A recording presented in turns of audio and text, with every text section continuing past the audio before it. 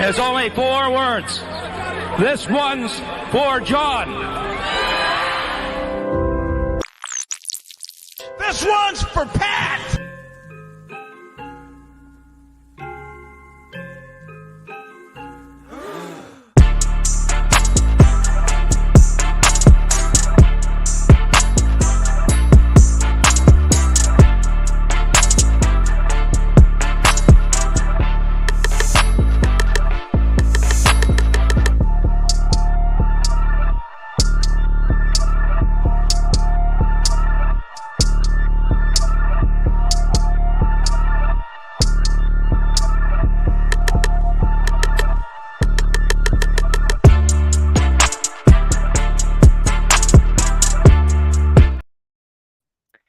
Ladies, wait, what do you think of the intro? I think it's sweet, dude. You let off with Pat Bowlen. It was perfect. You got the picture of him in the fur coat with the sunnies, dude. Dude, so cold. I actually wanted to get a tattoo on both of the back of my calves. One of them, and I like realism. So like one of them, like realistic, I would make sure that the artist that does this is like award-winning artist. But it would be Pat Bowlen on one side going, this one's for Pat. And on the right, it would be this one's for John. I think that would be sick. That would be wicked. That's way and cool. I haven't seen that tattoo anywhere. No, I haven't either. That's pretty sweet. Well, I'm happy to bring you back on here. I'll throw this background up for the sake of having a background. I'm really pumped because I did about 10 interviews. And real quick, we got Ginger in the chat. What's up, Ginger? And Ginger, I don't know if you were here when Tice came on the podcast. What was it, a couple months ago, probably? Yeah. It was post-draft, but it was like immediately post-draft. Yeah. So I brought on like 10 people. There's just certain people that I felt like I had better chemistry with. Tice was one of those people. So we're kind of at that point in the season now where I'm reaching back out to some of the people that I really enjoyed our time together because we actually have something to talk about. And like you said, it's time to talk about football again. It's here. Sir. It's here. Yes, sir. And the first snap Bo Nix took. That's where we're going to start this podcast because the first 2 snaps, I was like, oh no. What's going on? I didn't know what to think yet. I was like, just stay calm. He's a rookie. And then he just went out there and completely outperformed any of my expectations. I thought he looked better than good. I thought he looked great. I thought his decision-making was fast. But I want to ask you, what was your takeaway from watching Bo Nix take real NFL snaps? Because I know people say it's just the preseason. It still matters. It still matters. Yeah. It's like American Idol. I'm not a singer, but I can tell in the first 10 seconds that they're not a good singer, they're a bar singer, or they're special. It doesn't take long for you to see them make a certain type of throw where you go, okay, the talent is there. And I felt that way kind of off the bat. What about you? Yeah, I don't know. I'll be honest. I was kind of looking through my fingers a little bit for the first few snaps. I don't know. I was pretty nervous. Like I saw the first couple snaps and was kind of worried and got some flashbacks and and whatnot. But no, I don't know, dude. He started cooking and he looked really good. He steps up in the pocket, which is a super nice change from the last 2 years with Russ, where he would just immediately roll out and run into a defenseman or whatever. But it was nice to see somebody step up in the pocket and make reads and trust that their first read is open.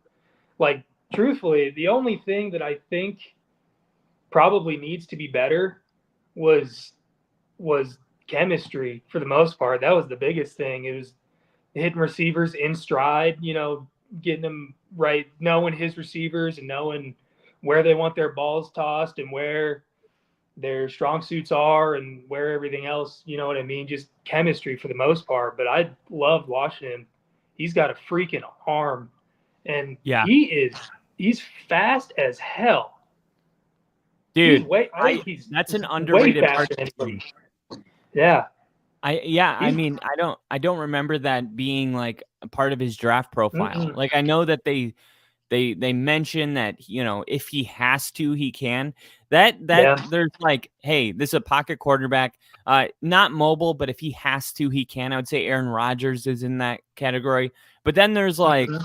no, this is actually part of his game, and we saw Yeah. designed runs by him where he was Yeah. able to run past the linebackers and get Mhm. the edge and pick up first downs with Yeah. his feet. So yeah, not to cut you off, I was No, surprised to see that too. yeah. No, it's actually funny you bring up the draft profile because that's exactly what I have up. And the very first positive that, and I'm on Bleacher Report, by the way. The very first Okay. one that they had was that he's a very good athlete and he has explosive short area movement and shows good speed in the open field. But it's not even like, I don't know. I think they kind of shortcut. I mean, he's like fast, dude. Like he can Yeah. move. Well, I mean, he was the sixth quarterback taken in the draft, and Yeah. anytime you are the last quarterback taken in the first round, you're going to have people that are saying the Broncos were desperate for a quarterback, Yeah. so they just got one. Now, Kay Yeah. Adams has been going state to state. I don't know if you know Kay Adams. She has her Mhm. own show up in Adams. So she's been going from facility to facility. Well, today she was in Denver, and she posted on X, and she's like, what should I ask Coach Payton? And I don't know if she personally read my comment, but I know she asked the question that I commented on her thing to ask him. And the question was like a two-part question. It was really, hey, when did Sean Payton know that Bo Nix was his guy? When was it? Was it during the season last year? Was it during the draft process?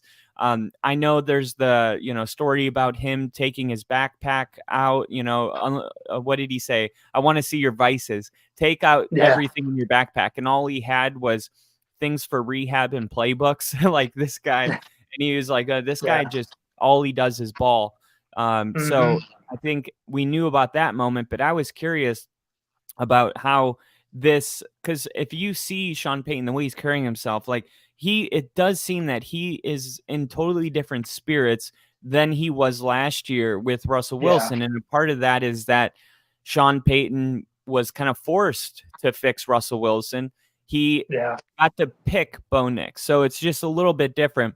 Mhm. And there's been a lot of questions about, hey, why hasn't Bo Nix been named the starting quarterback? But before we get into that, my question was, when did Sean know that Bo Nix was the guy? Because when you're the sixth quarterback taken in the first round, people just assume that you had no other option because you didn't. That was the last one.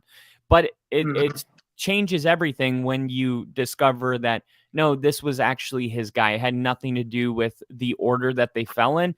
The order Mhm. actually benefited us to the max. And if Bo Nix goes out and has a very good rookie season, people are going to look back on this and say that Denver got a steal by getting Bo Nix 6. And I saw nothing in that preseason game that tells me that that is out of the question. That I think that could happen. I think it's realistic that when we revisit this later in the year, we're going to say Denver stole Bo Nix. And Yeah.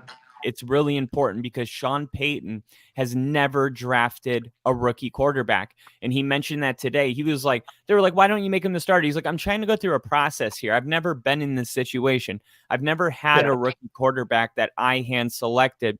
And then he said, and then Kay Adams said, well, why don't you just do like the Bears, how they named Caleb Williams the starter? Like, what do you need to see at this point? Why are you playing this game? We know that Bo's the guy. Why don't you just say it?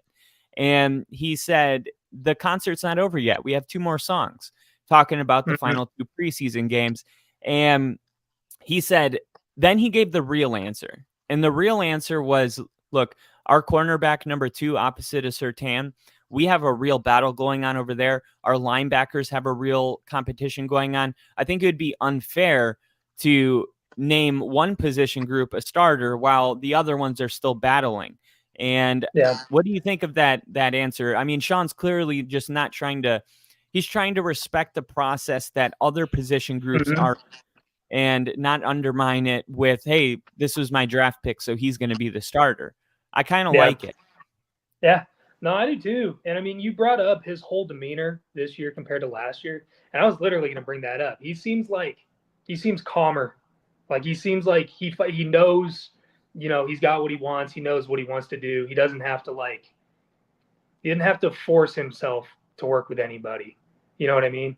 Because I remember watching the draft. There were a bunch of people thinking that JJ McCarthy was going to fall, and that Sean Payton wanted JJ McCarthy, which my best friend's a big Michigan State fan, so naturally we were both very against that. But I don't know. I think it's nice to see Sean Payton smile, because we didn't see that much last year. He just seems like he's excited to play football, and he's excited to really explore what all 52 players in his practice squad have to offer. And I think that was really cool. And yeah, I think it's just that him keeping the quarterback competition open. It's not, everybody knows that Bo's starting, but I think it's really, really cool of him especially for cornerbacks, because aside from Patrick Surtain, I think our DBs are a little shaky. Mm-hmm. I think it's kind of cool for him to let the cornerbacks kind of catch up with other position groups. You know what I mean? Not necessarily catch up, but just stay as competitive.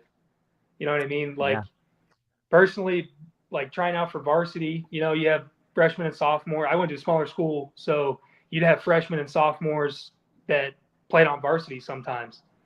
And I didn't start until like my junior year. So, sophomore year, we had a really good senior season, and coming right out of the gate, like into summer practices and 2-a-days and whatever else, it kind of sucked. It sort of sucked. And I didn't really want to, like, my sophomore year, it kind of sucked, like already knowing that I wasn't going to start and already knowing that basically everything was set. So I think it's really cool of him to allow, especially the defense too, because he's such an offensive minded guy. I think he's trying to show all of his position groups that he's there for everybody. He wants everybody to have a fair chance. He wants everyone to try as hard as they can for as long as they can. I do really appreciate that. Well, we saw this side of him last year when he took over as the head coach. He made it pretty clear, like, I don't care how much money you're making. I don't care where you were drafted. I don't care if you're a vet or a rookie. We're going to have the 52 best players on this team. And he made that apparent when he cut our highest paid defensive player at the time, Randy Gregory. And it was like, well, he's putting his money where his mouth is, literally. And I love that side where he's like, look, let me not be biased. Let me prevent myself from just starting him because he's my selection. If you were to cover up the jersey numbers and just watch football, who's playing the best? And it's really difficult to try to evaluate that way, because that is that is your guy. And let's say they're all three equal, you're going to go with the rookie. I mean, that's just the way it goes. So it's difficult. And he's doing the best he can. I'll say that. But I'm with you. Nix is the starter week one. He did go on to say he thought Zach Wilson had a hell of a game. And also Jarrett Stidham. I mean, he only had 2 series, but weirdly enough, I mean, this quarterback room it's not bad. Zach Wilson brings a ton of experience. He's never had an offensive coach like Sean Payton. No.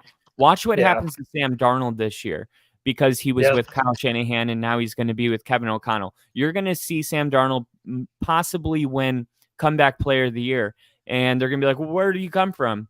It matters where you're drafted. It matters who your coach is. So I love everything I'm seeing out of this whole group. If Denver's going to start one, bench one, and cut one, who do you see being cut? Because whether it's Stidham or Zach Wilson, they're not going to be on the practice squad. Somebody like the Vikings could very well trade a 5th-round pick for someone like Jarrett Stidham if he puts more good tape out there. So who do you want backing up Nix, I guess is what I'm saying. I think that's significantly more difficult to figure out versus who the starter is going to be. Because obviously Jared Stidham, I mean, he's still pretty young. He's pretty much a career backup. But like you said, he's got the experience. Like he started games for us last year, and he's not great, but he's serviceable. Like you can make it through games with him, Right. And but on the other side, I think Zach Wilson was given. I think he was thrown straight to the wolves getting drafted by the Jets. I'm not a big Robert Saleh fan, like at all. I don't like him very much. I don't think he's very good. And I don't know. There was just so much pressure on him, coming out of BYU with this huge cannon for an arm. And like, I don't know. I just don't think he was given a very fair chance. And, me living in Utah, my coworkers are huge. They're Utah fans and not BYU fans. But I had a coworker who played against Zach Wilson.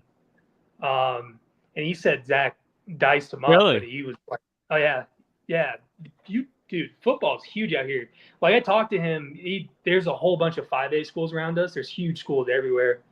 And he was a linebacker at Riverton, I think. But he played against so many different people. Like the Sewell brothers, Penei Sewell. Yeah. His brother that's at Oregon, my coworker played against him, and he said the Sewell family is like the most athletically gifted family. Like there's like 5 brothers or something like that. And he said they're all just freaks.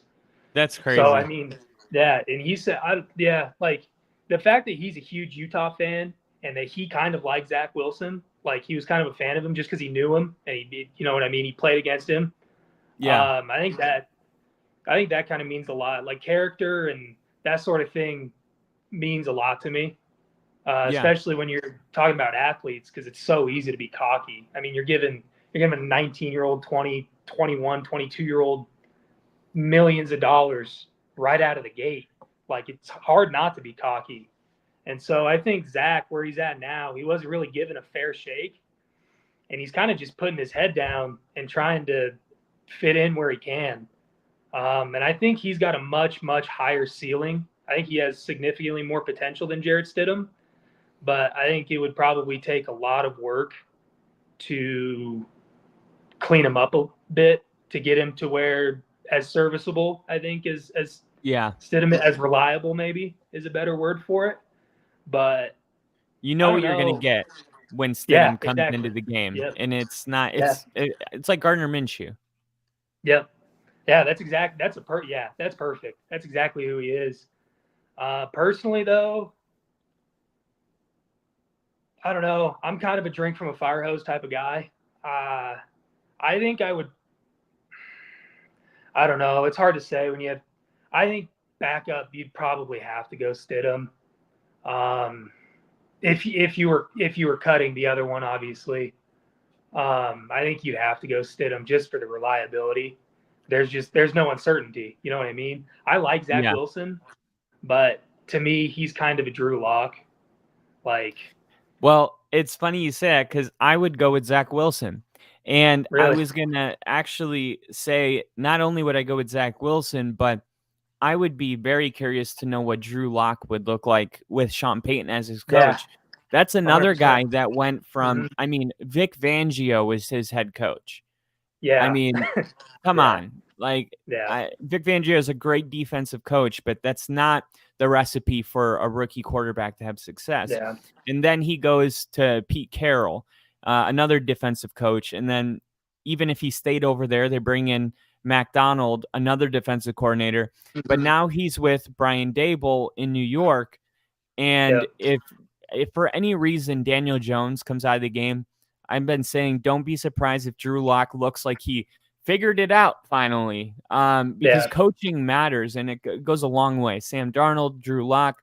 Well, I think Zach Wilson has the upside. This is a number 2 overall draft pick. So, like, if you have an opportunity to put a number 2 overall draft pick that is only in his fourth season now. Third.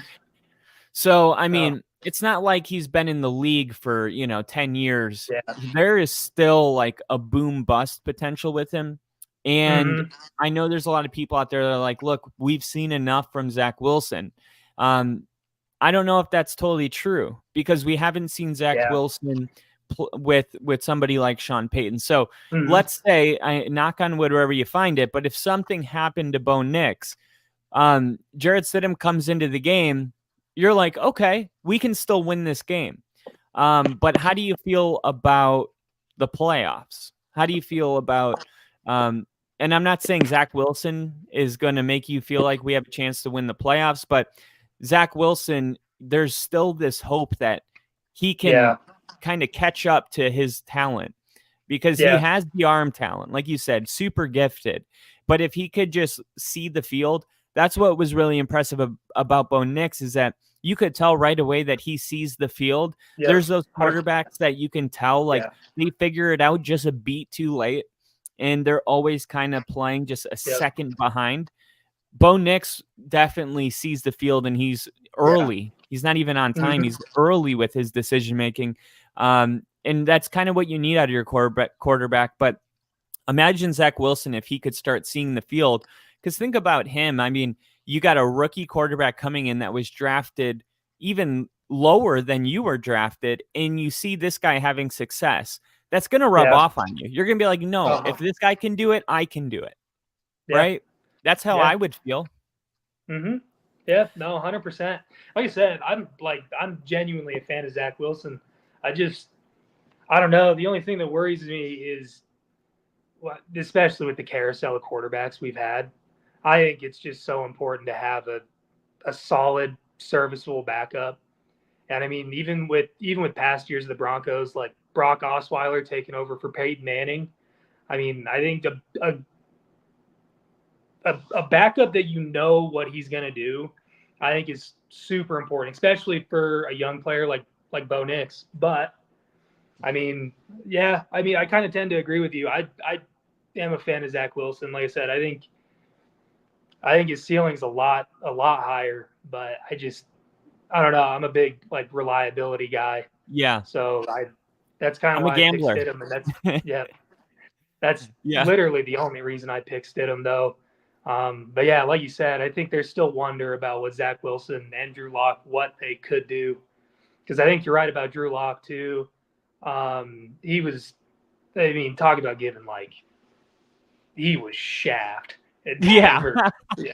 Whether he was good or not, I mean, coming into a team where Vic Fangio runs it and you're a rookie quarterback, like there's not a whole lot of, or a second year quarterback or whatever. There's not a whole lot of people to learn from. Like there's Right. no one. So I mean, yeah, like I said, I think I'm kind of 50-50 on it really, but as far as the quarterback position goes, I think I'd probably still stick with Stidham, just a little tiny little Just hair. barely. And Yeah, just I barely. think we're in a pretty good situation because if Denver says it's Stidham, like I'm okay with that. Yeah, I'm not really like banging on the table for either. I yeah. think at this point it's like, okay, we have two very capable backups. Hmm. They might even be, if you made a list of top 5 backups in the league, both of them might be on that list.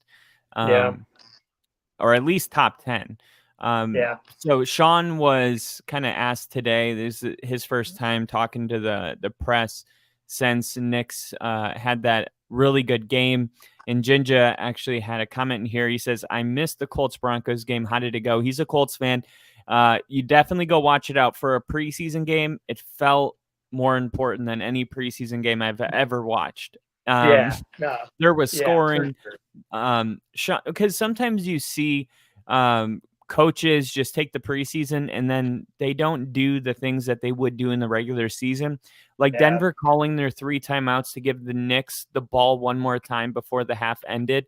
That Mhm. was like very realistic. I thought it was Yeah. played and coached as if it were a real game. So that's why it didn't feel like a preseason game, but it was a great game. Yeah.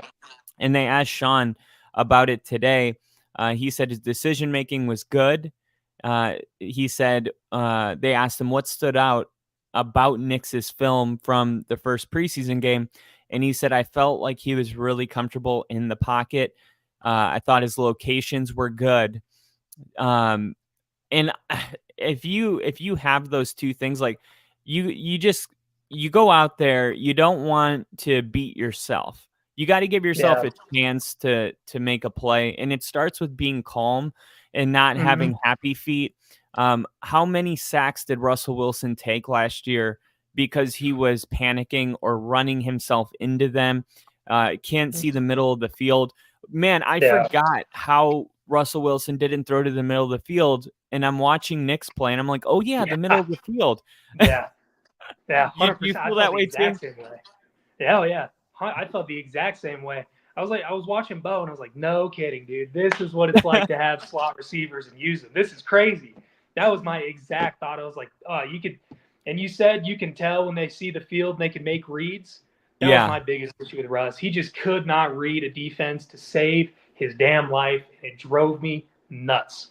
So I was so stoked to see Bo successfully reading the field, quickly finding pockets to throw into. His throw to Josh Reynolds.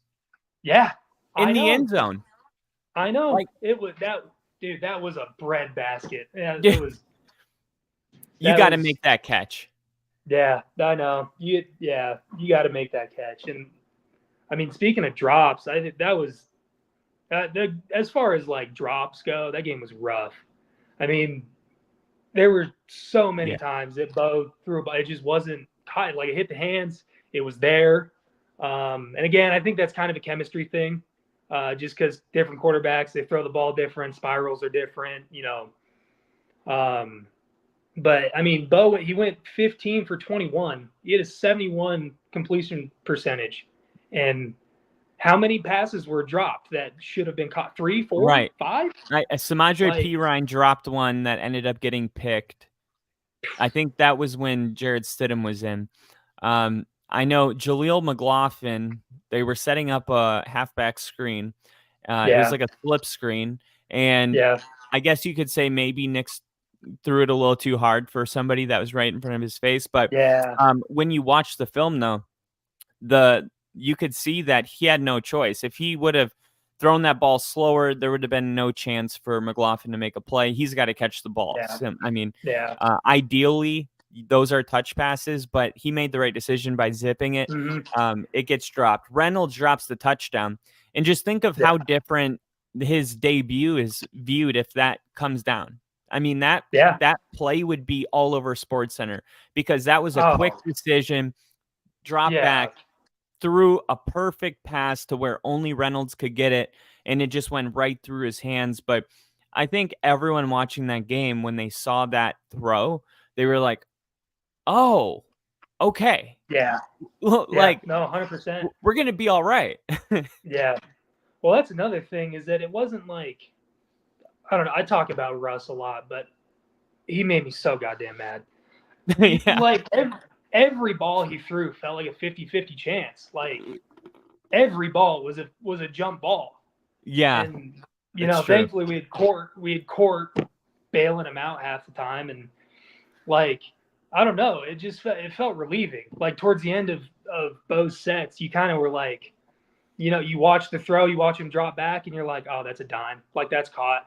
That's like, you started to expect it almost. And it's true. That was very, very, very refreshing.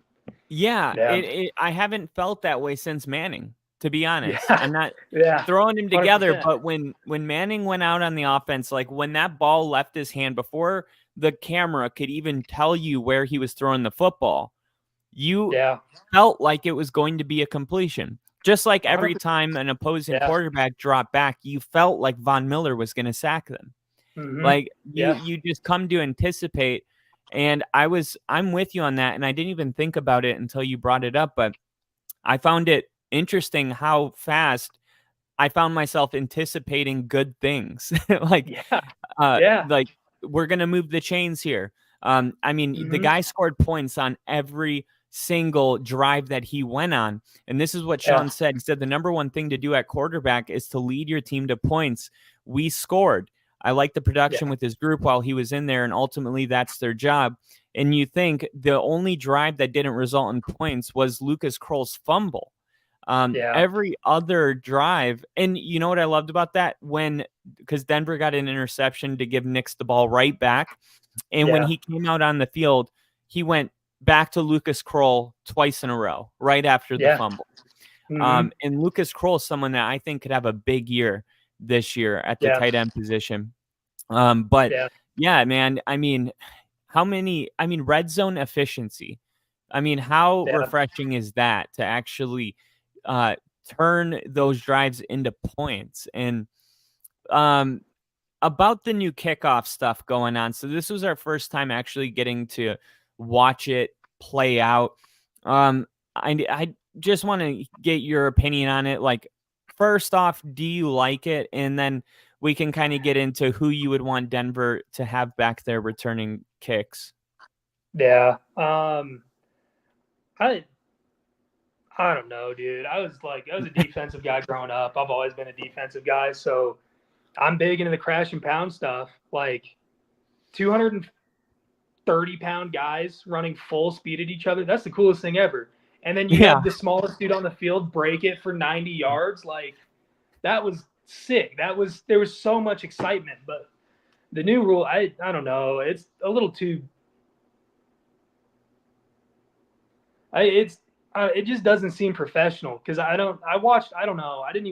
I saw the first one or the second one or something like that, and then I kind of went back to what I was doing. I didn't care for it, but it was like, if you're not gonna, give them a touchback, like if you're not just booting it out, you're getting to 25 yards. Like you're gonna get yards no matter what. You're not gonna get, unless it's like muffed or we have some freak at gunner just, blazing past people.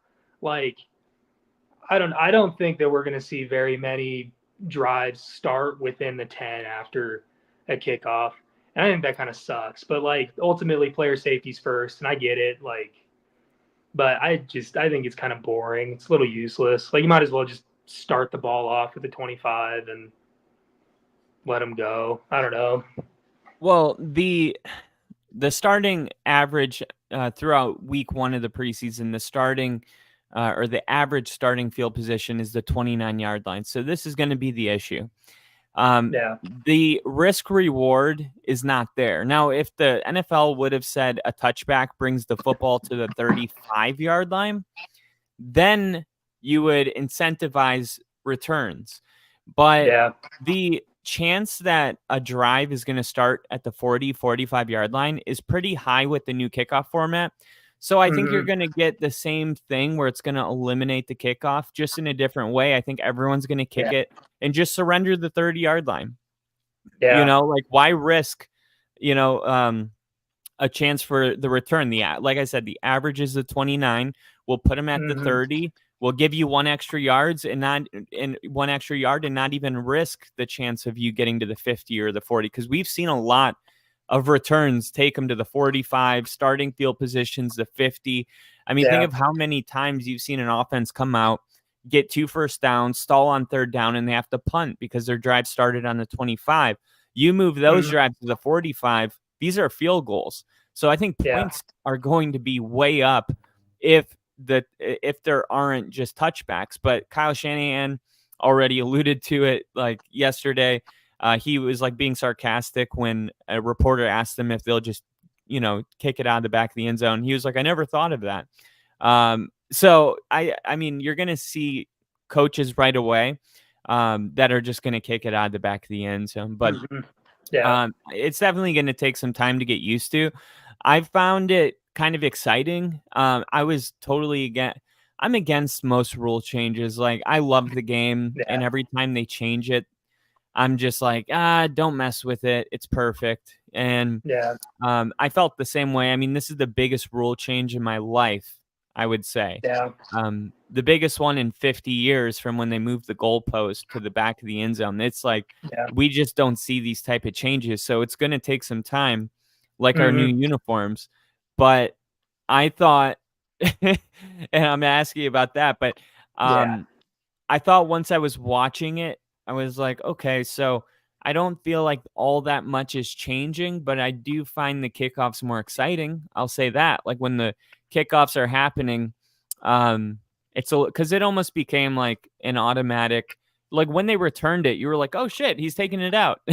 Yeah. With the way it was throughout the preseason, it was like they were always going to take it out. It felt like, which Yeah. was I'm with you. Like I like the returning. I like the big hits. So the touchback, I don't know. It's kind of, I mean, I didn't have an issue with it, but now that they, kind of put this out there, I could see it being kind of cool. And we got to keep in mind, this is a 1-year project. Like, Yeah. if it doesn't, lead to a better overall product, then the NFL will do away with it, like they did when you could challenge a pass interference.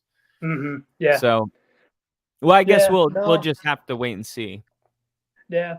I get what you're saying. I don't know, and I guess I haven't really thought about it that much because I kind of just immediately decided I didn't like it and wrote it off. But I don't know. Yeah, no. Now that you say that, from like a returner standpoint, it kind of makes me miss guys. You know what I mean? Like returner specialists. Like you don't see a Devin whole bunch of Hester. it anymore. Like Devin Hester, Dante Hall. Even though he played for the Chiefs, he was a joystick. Yeah. Like Trenton Holiday. Even Tavon Austin.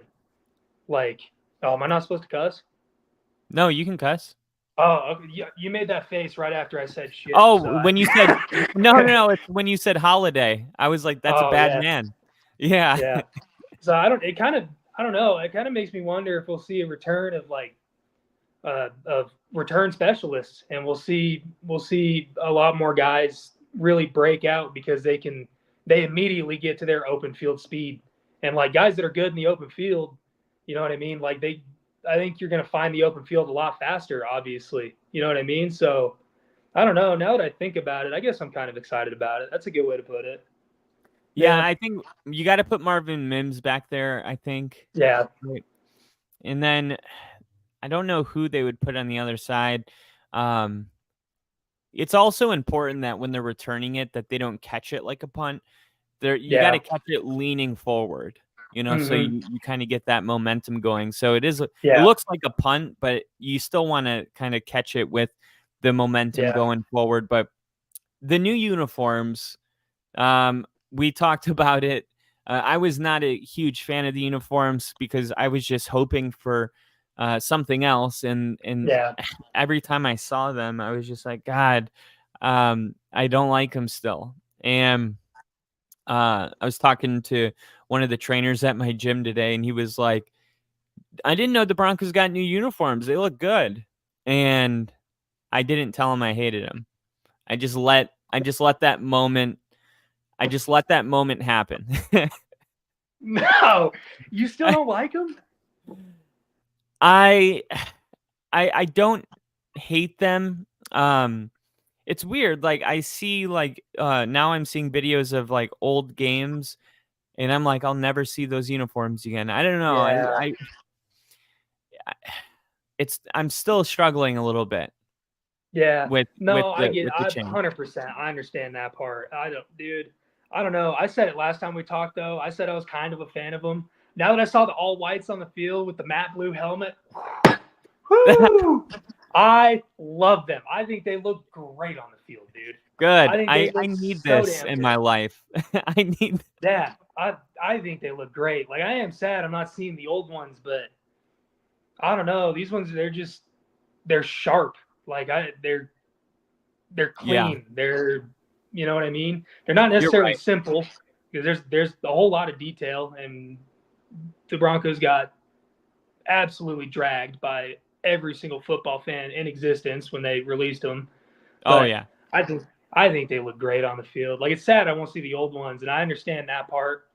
But I'm stoked. The all whites with the matte blue helmet, that was beautiful. I loved it. Yeah. No, I liked it. I guess I'm thinking of there's like a couple combos that just look awful. Like I can't. Yeah. Like the all white's fine. The blue with the white helmet is pretty cool.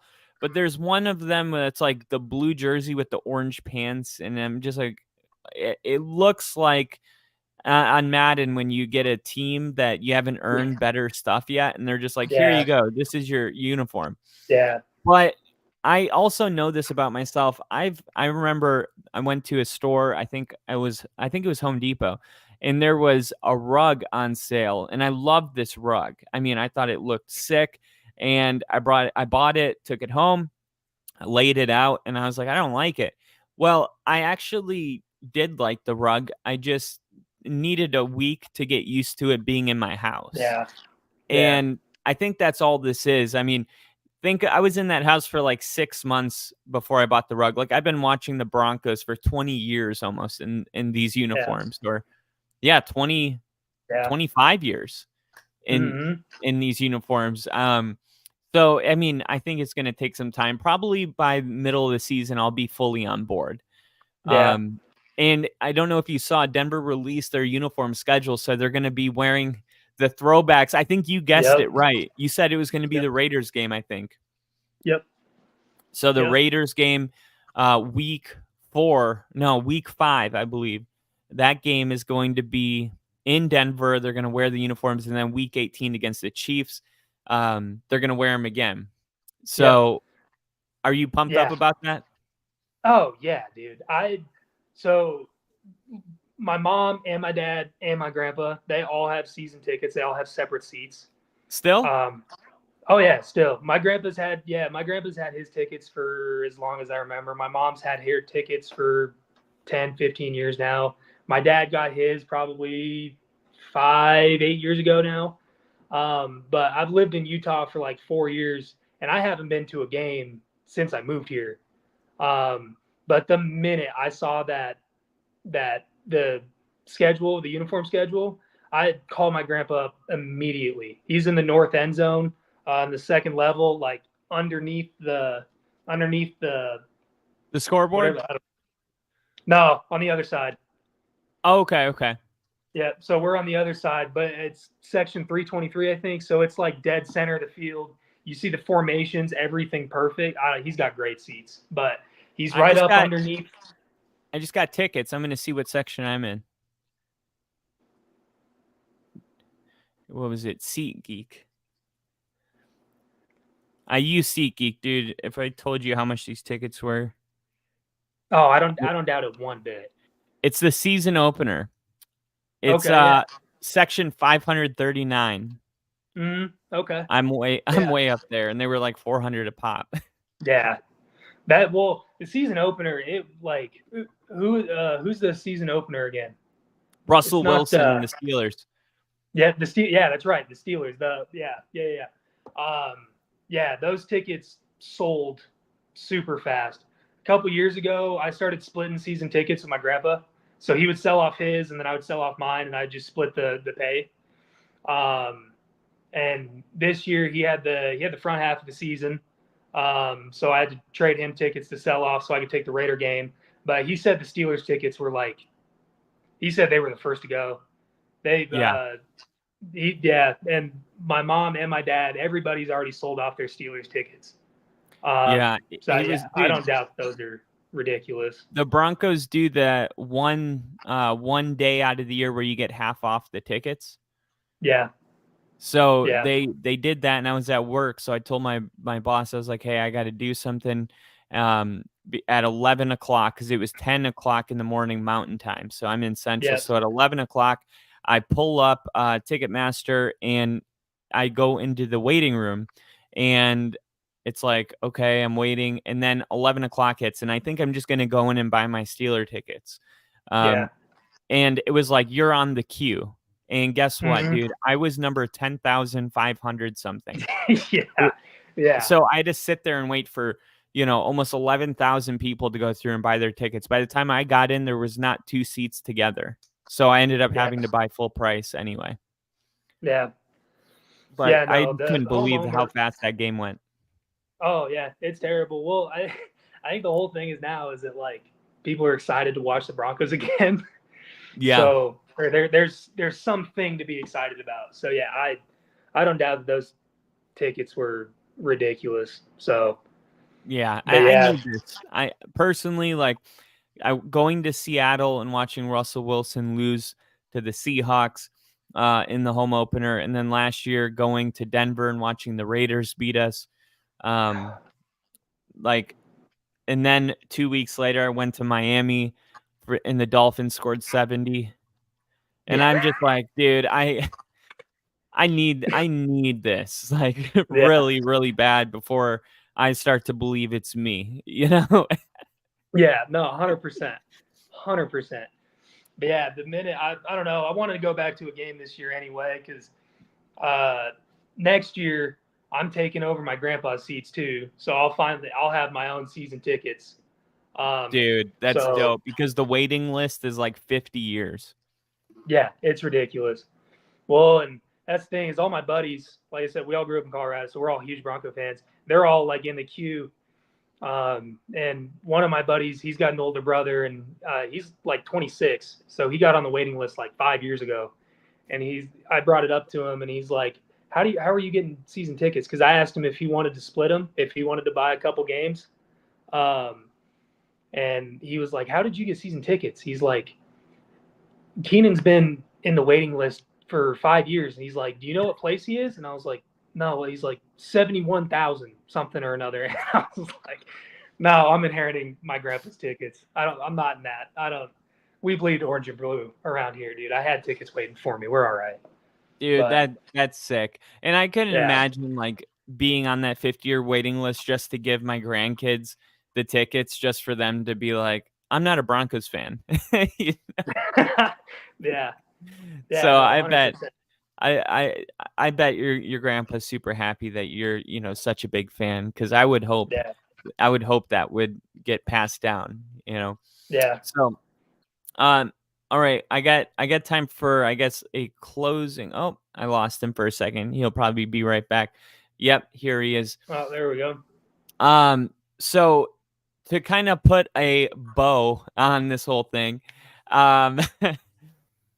what after the game that you saw, what are your new expectations for the Broncos this year? They're projected 5.5 wins. They have the worst odds to win the AFC West.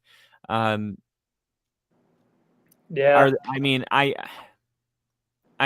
not just saying this because I'm a Broncos fan. There's no way Sean Payton only wins 5.5 games. I even made a bet that if Denver doesn't win 6 games this year, I will put a Mahomes jersey in the back of my backdrop for an entire year. And I have. Terrible. It won't happen. That's the thing. No, I agree with you. I don't think it'll happen either. Like the schedule's not too crazy. I think there's a real chance that we sweep the Raiders this year because they're double ass and didn't pick a quarterback, and for whatever reason they're riding with Aiden O'Connell and Gardner Minshew. So because we drafted Bo Nix right before him. I know, God bless. But I wouldn't have minded Brock Bowers either. Like I think that was kind of a double-edged sword, but I don't know, neither here nor there. Yeah, I think we got a really good chance to sweep the Raiders and end that awful, disgusting losing streak. Or did we beat them once last year? No, right? The Raiders? Yeah, I think it's like 8. Yeah, I think it's like 8 games now. Yeah, I think that streak. Yeah, that streak definitely ends this year. I think we got a good chance to split the Chiefs, especially with it being the last game of the season, because they're probably going to be by that time they're probably going to be a lock for the playoffs. They're probably going to be trying to rest everybody. So I think we have a good shot there. Not if the AFC West is up for grabs. Yeah. I mean, you think it's up for grabs?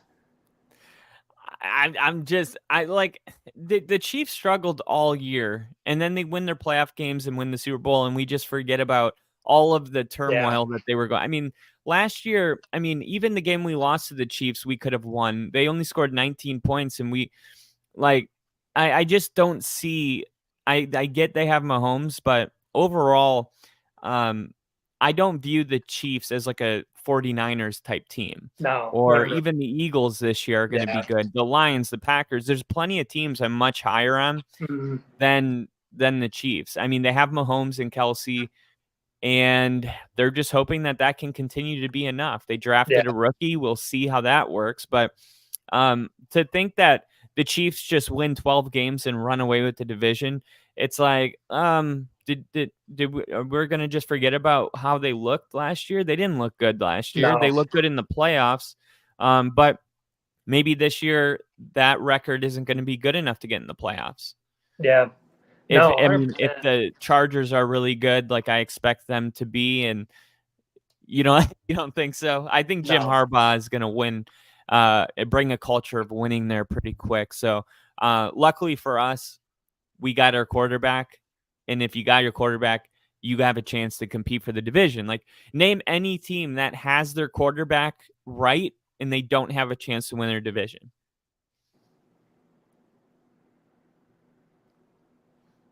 Atlanta. You don't think Atlanta has a chance to win the NFC South, a division that requires 9 wins? No, that's fair. I don't know. Yeah, no, they haven't. I think they probably will win it, actually, now that I think about it. Yeah. I didn't think about that too hard. He's real high in the Saints this year. Yeah. No, yeah. No, you're right. But we don't know yet. We got to manage that is if Bo Nix turns out to be the guy. But, I mean, if he does, doesn't that change everything drastically? As far as, win projections and what the expectations are?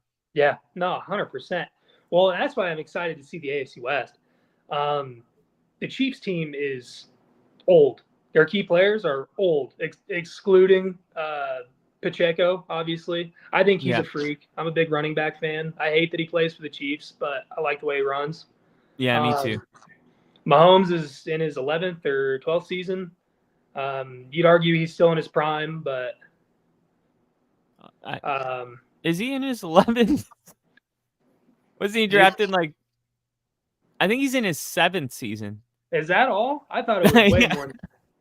Well, yeah, when you said that, I was like, well, I think he was drafted in 2017, made his first start in 2018. Okay, well, disregard that then. Whatever. No, but I get what you're saying. Like, Kelsey is in his 12th season, I think. Yeah, he's old, and you saw it last year. Like, he played hurt a lot. I think he runs soft as hell. He doesn't look for contact anywhere. Their receiver core is very young. I think. I don't even know who the hell they have anymore.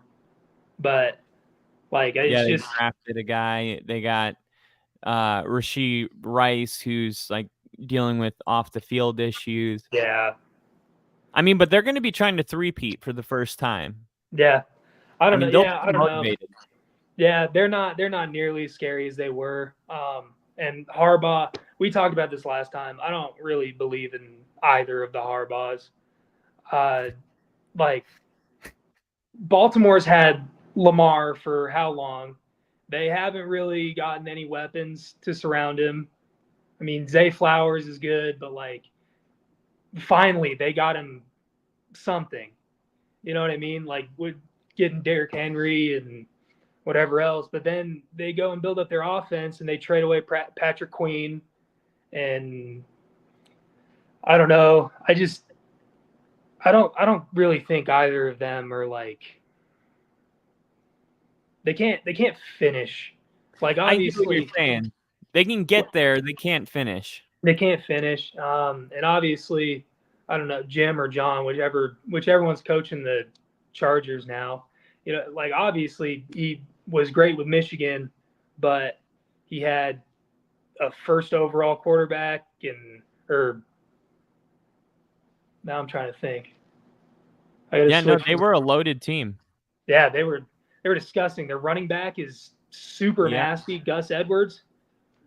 Or Blake Corum. He was drafted Blake Corum, not Gus Edwards. Jesus to Christ. the Rams. I mean, they had stars everywhere. Their wide receiver, who was he drafted to? I think he went to the Patriots, or what was his name? I can't remember his name right now. But he was drafted pretty high. I'm thinking Wilson, maybe something Wilson. I can't remember, but yeah. I mean, you go position group by position group.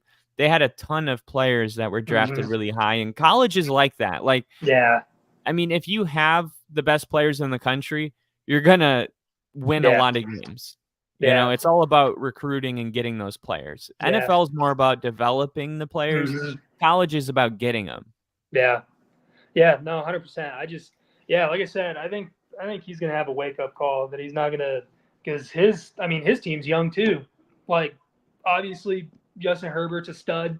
He's their guy, but he's kind of sort of injury prone. He's made of glass. I won't say made of glass because he's tough as hell and he plays through all of it anyway. But he played hurt like all of last season. Yeah, I mean, that was with. He's gonna be like Phillip Rivers. Yeah, exactly. Yeah, exactly.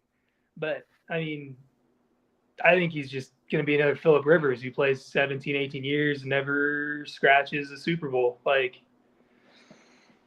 I don't know. I mean, they got. I hope so.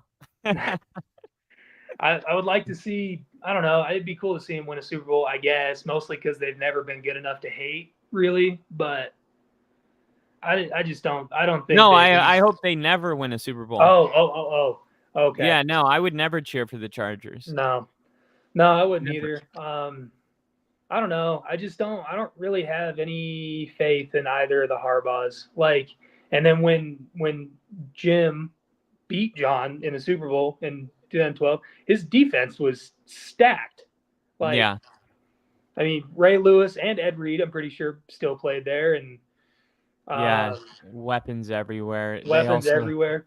Haloti, who else did they have? The defensive tackle who he's a Hall of Famer. The Haloti Nada? No, I mean, if I said his name, you would be like, oh yeah. I mean, he's like Dwight Freeney status. I'm trying to remember his name. No, I know who you're talking about. I can't think of his name, but like, his defense was incredible that year. And even on offense, they had like a vet Joe Flacco who was coming. I mean, he was old, but he was getting it done, and like, they shouldn't have even been in that game. It should have been the Broncos. 100%. I mean, if Joe Flacco doesn't complete a Hail Mary, the Broncos win that game. I don't even put that on Joe Flacco. He didn't do anything special. He tossed the ball. Jacoby Jones did what he does. Yeah, I like Jacoby Jones. Raheem Moore is just a ginormous disappointment and an idiot. And I'm glad he's let that happen. I mean, how do you even let that happen on 3rd and forever? You know, situationally, all you have to do is not let anyone get behind you. No. Well, and especially a player like Jacoby Jones, like, that's like, I don't even know. That's like putting that's like putting single man coverage on Tyreek Hill. Yeah, like Jacoby Jones just passed away too. I know, but R.I.P. Because, like I said, I'm a big fan of him. I loved his game. He's one of those guys that's fast as hell. Like, he's got reliable hands. Like, you're really not going to put like a, I don't know. You're really not going to put like a safety spy, and you're not going to double cover him that late in the game. I think they did. Forever. I think they did. He just played it terribly. Like, I don't know why. It seemed like he was trying to make a play on the ball, and he just underestimated how far Flacco threw it. Yeah. I don't know. There's really no excuse for that. Yeah. I mean, I can see that. Like, you can accept a cornerback getting burnt. Like, that happens all the time. That's part of their job description. That's part of the receiver's job, is to toast people. Like, but as a safety, especially on a team like, the Broncos with a defense like that, you can't just you can't take a bad angle like that. That's like elementary school work. Right. Dude, like, coaches work on angles your entire life as a defensive back. Like, I don't know. I mean, that's neither here nor there, but Brendan Holiday went off in that game. Yeah, he did. Yeah. I think did he have 2 returns or maybe just 1? I think he was the first one to return a punt ever in a playoff game. Yeah. It was something. He was huge though. But yeah, back to the main point. I don't really believe in any of the Harbaughs. I think we got a very solid chance to sweep the Chargers, a really good chance to sweep the Raiders. I think we beat the shit out of the Steelers because their offense is garbage. I don't know. Yeah, I think there's like a really, really legitimate chance the Broncos come up with 8 wins, maybe 9. You know what I mean? Especially towards the back half of the season when, God willing, we stay healthy, when chemistry starts to come together and you start to figure things out. And yeah, I think there's a really good chance we come up with 8, 9 wins, and we're looking at a wild card spot next year, maybe. And Yeah. And somebody said today, they were saying, what are the expectations? And they said Denver won't sniff the playoffs. I just don't see how that's possible. I mean, last year was not a good year for us, and it was Christmas, and we were playing for playoffs. yeah. I guess can you hear me? Yeah, I can hear you. Okay, my camera's just messing up a little bit. Let me just switch it here. That's a little too close. There we go. Nice. Yeah, I was using my webcam, but looks like it died. Let me back it up a little bit. There we go. No, that's still really close. Sorry. No, you're good. There we go. That's at least breathable. Yeah. So, yeah, man, I think Denver's with Sean Payton, their floor is 7 wins. I think it's very likely that Denver could end up winning 8, 9 games, like you said. And I think if Nix is really good, then, I mean, maybe they win 10. Just, you got to keep in mind, like, every year there's that one surprise team. Yeah. Why can't it be us this year? We fit the criteria. We're 100%. nobody's, we're ruled out completely. You know who else had 5.5 win total last year? The Texans. That's the Texans' projection going into last year, 5.5. Yeah. Well, that's crazy to me because, like, I don't know. I don't have CJ Stroud stuff pulled up, but, like, he's a high draft pick, obviously, and I like looking back at what he did last year. I don't know how you have them at 5.5 games. Like, he was a stud. Tank Dell was Nico Collins. Like, their receiver core is young and fast and good, and they just didn't think CJ Stroud was going to be that good. That's all. Yeah, I don't know. I think that's Same a whole thing with Knicks. Yeah, I know. There's just so much, like, I think there's so many stereotypes coming for draft picks, especially quarterbacks, because you have guys that are like, oh man, there was one people were saying like Oregon or USC or somebody's never had a good quarterback come out, like they've never had like a great quarterback, and like that just seems so stupid to me. Justin Herbert. Yeah, Justin Herbert, and I mean, like I said, like, I hate that because, I mean, go through the list. Be like, okay, did Texas Tech have a good quarterback until Mahomes? Like, who's Texas Tech's big quarterback that came out? Like, who's Michigan's big quarterback that, took over the league? Tom Brady. But who else? Brady, the last I'm one. saying, like, there's not that many. There's a ton of colleges, and there's only a few, Mount Rushmore quarterbacks. So, like, people saying that, it's like, yeah, I mean, Florida State, they've won national championships. Jameis Winston only lost 1 game in 2 years there, and he didn't become what. I mean, it's just hard to be a great quarterback in the league. Yeah. I mean, sure, there's colleges that are more QB friendly for the transition, but overall, it's like every college that you can think of probably has maybe one guy that did it. So, I mean, to say Ohio State's never, now there's CJ Stroud. Yeah. So it's like, I always thought that was just a really dumb thing to say anyway, because it's like, the fact that a college hasn't had that, I don't know, it tells me that maybe there's one right around the corner. Yeah. Like, no, 100%. To me, it doesn't rule anything out. Like USC, Matt Leinart never really panned out. Sam Darnold, we'll see what he does this year, but now there's Caleb Williams. So, it's always, right around the corner, I think. So, but yeah, the Oregon thing, and the other thing that they're saying is he's old. I don't like how old he is. You don't like his experience? Who says that? Like, what kind of it's not like he's 30 years old. Like, he's 24 years old. Like, what's the big deal? They're like, oh, you're only gonna get him for 15 years instead of 20. That is a problem we would love to have. Dude, if he's good if we keep him for like 4 years, that's an improvement.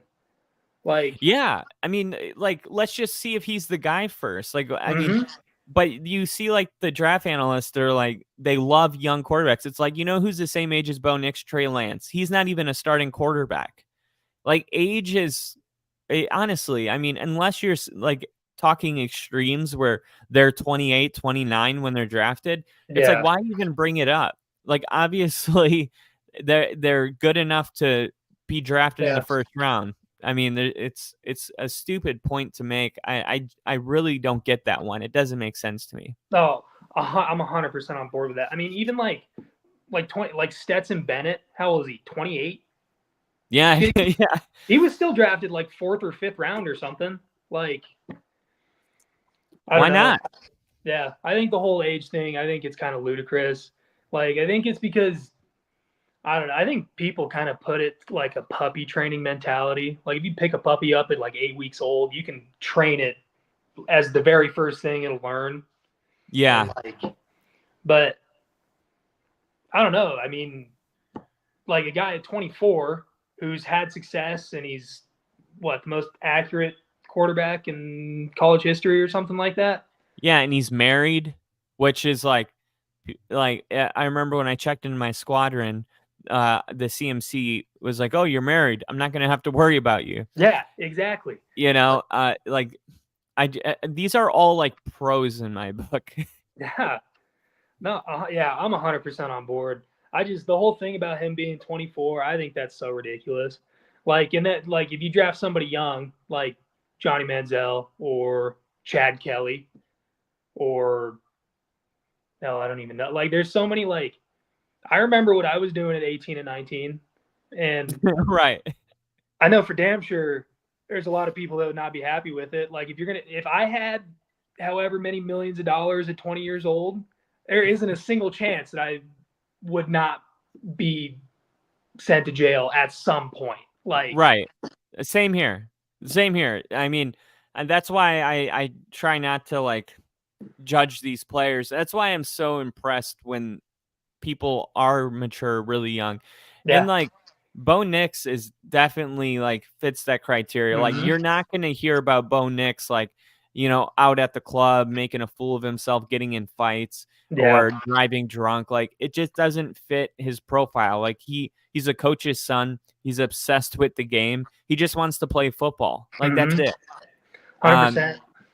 That's why his backpack, emptying his backpack, was the final moment for Sean, because he's like, man, he was like, I thought there'd be a can of tobacco in there, maybe some kind of vice. No, it was just football playbook. So I'm super pumped up about it. What game are you looking forward to the most this year? Week 5. Week 5 Raiders home game, baby. Yep. Yeah, I'm stoked about that. I think Antonio Pierce is kind of a fraud. I don't think he's. I don't know. Yeah.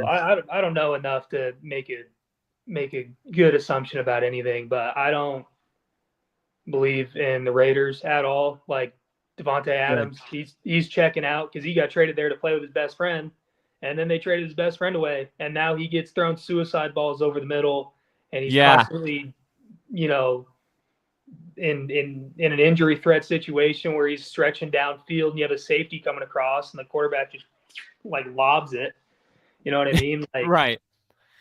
Yeah, he even said that in the Netflix wide receiver thing. He's like, I'm gonna die out here, or something like that. 100%. Yeah, I don't think the Raiders will be any good. I think they'll be the Raiders. Like, I think they'll probably put up a fight. They always put up a fight against the Broncos. That division rivalries work, especially as one as potent as Raiders Broncos. Like, it's always a game, no matter who's good and who's bad. But yeah, I don't think they're very good. I'm happy it's my first game in 5 years. I'm going with my buddy. It's the first game I've ever gone to where I'm old enough to drink. So I know. Let's go. We made it. We made it. I'm buying a $9 beer. I might buy 12. Who knows? But I don't even think they're going to be 9. They're like 15. yeah, it's But so they're stupid. 24-ounce cans. So That doesn't matter. $15 beer is still a $15 beer. But well, yeah, man, I'd love to have you back on, like maybe in the middle of the season or something, just to either 100%. celebrate or vent, whatever one, 100%. whatever one's happening. But Yeah, dude. yeah, dude, go ahead. No, I was just gonna say, literally, whenever you have a spot open, text me. Like, we'll figure out a time. But I think this is sick. I love doing this stuff. So Yeah, and there's been a lot of Bronco fans too that have like I think when we first did this, I had like 17 subscribers. Like I just started it, and just in a little bit, like we're in the 60s now, and we're seeing the channel grow because this is Bronco fans out there. There's so many that just don't have anyone to to talk to you about these everyday like Bronco fans like. And just kind of, vent or, post game conversation. Like that would be cool. Like maybe a post game, bring you on for a post game and talk about the game. So we'll definitely be in contact. And if you guys are checking this out for the first time, Bronco fans, this channel is all about the Broncos in the NFL. So if you enjoy that, hit the subscribe button. Tice, thanks for coming back on here. And I can't wait to do it again, man. Yeah, absolutely. Like I said, I love doing this. This is so much fun for me. Literally, anytime you got a spot open, you feel like talking, I'm so down, dude. Post game, it could be the middle of the week. We can talk about practices for fuck's sake. I don't care. I love it. I love it. I will. No, I'm gonna hold you to it, dude, because I love having you on here. Absolutely. Yeah, I appreciate it though. This was a lot of fun, dude. Absolutely. Until next time. See you. Yes, sir. We'll see you.